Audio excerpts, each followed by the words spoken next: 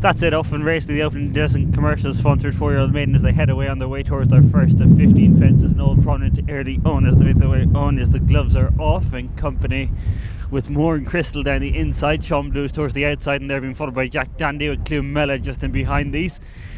Next up comes Like Gold Enough, and they're being followed by Surrendering Comrades as they got the first, which all have cleared safely. On touching down the Orville back marker was Q Park, beginning to make their way into the bend that's going to take them left-handed around to the back straight, and out front it is Moore and Crystal who has the advantage as we wait for them to reappear on the run towards fence number 2. We'll pick them up again as they head to the wings of number 2, and out front the Moore and Crystal in company with the gloves are off. Jack Dandy's in behind these as they quickly disappear completely out of my view again on touching down out over number 2. We won't pick them up again now till they make their way into the bend of the top of the track, but when they disappeared it was the gloves are off towards the outside of the Moore and Crystal. As we continue to their run, they should shortly be approaching fence number 3, which is completely out of my view. So making their way now into the bottom bend, that's going to take them around back towards home, and the Moore and Crystal had disappeared with the advantage as they continue the long run back into our vision. The Moore and Crystal from the gloves are off in second slot. Grizzler is in third, and they're being followed next in the field by the next one racing, which is I Gold Enough, and behind these then races Clumella with Surround Me Comrades a little further back. So continue to merry way up the home straight on their way towards fence number 4, and the Moore and Crystal from the gloves are off as they rise at this one. They're being followed next up in the field by Sean Blue, who has been followed next in the field by Jack Dandy. Behind Jack Dandy at this point races Clumella with and behind them I Gold Enough and Surround Me Comrades. Grizzlers towards the rear of mid division in company with the New Blue, and last of all is Q Park. Out of that one they go, where the New Blue made a slight mistake and had to go to pass the post with still 2 complete seconds ahead of them, and it's close to call up front. Down the inside the Moore and Crystal, between horses goes Jack Dandy. Right towards the outside then is the gloves are off. They're being followed over next in the field by Clumella, and then I Gold Enough, and behind I Gold Enough at this point races Sean Blue, being followed by Surround Me Comrades. Grizzlers lost but 2, they are the New Blue, and last of all is Q Park. Left-handed they swing on the long run that's going to take them back towards fence number down the back straight, which is fence number 7, first of 2 fences in the back straight. And out front the Moore and Crystal had the initiative, being followed by the gloves are off. Jack Dandy, Clumella right in behind these Surround Me Cuddlers are Gold Enough as they again disappear from view and continue on the long run.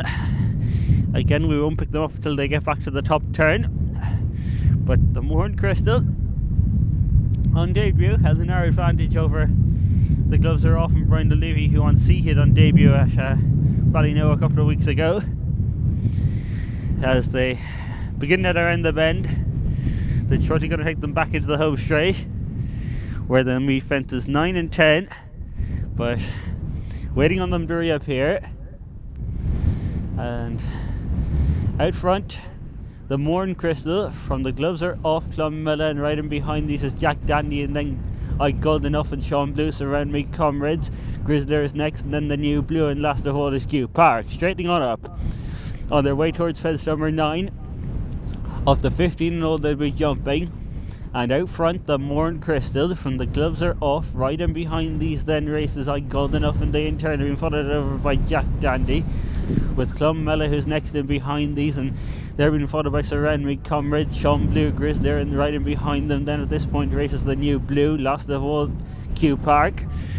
Here's the fence to the last after another circuit, and up front with the advantage the Moore and Crystal, almost treeing a line out over it. Good jump there in between horses from the gloves are off. Right down the outside then is Clumella, and they in turn are being tracked next in the field by Jack Dandy. Then comes like Gold Enough in company with Surround Me Comrades, and further back and behind these then to find the next one racing, which is Sean Blue.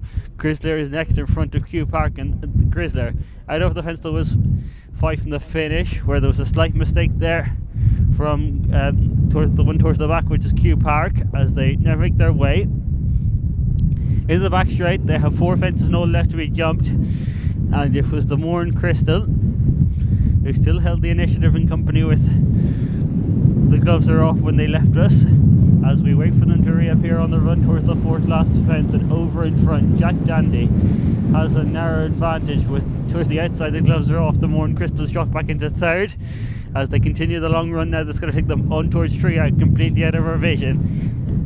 And out front it was Jack Dandy from the Gloves Are Off, who was towards the outside in 2nd. They were followed then by the Mourne Crystal.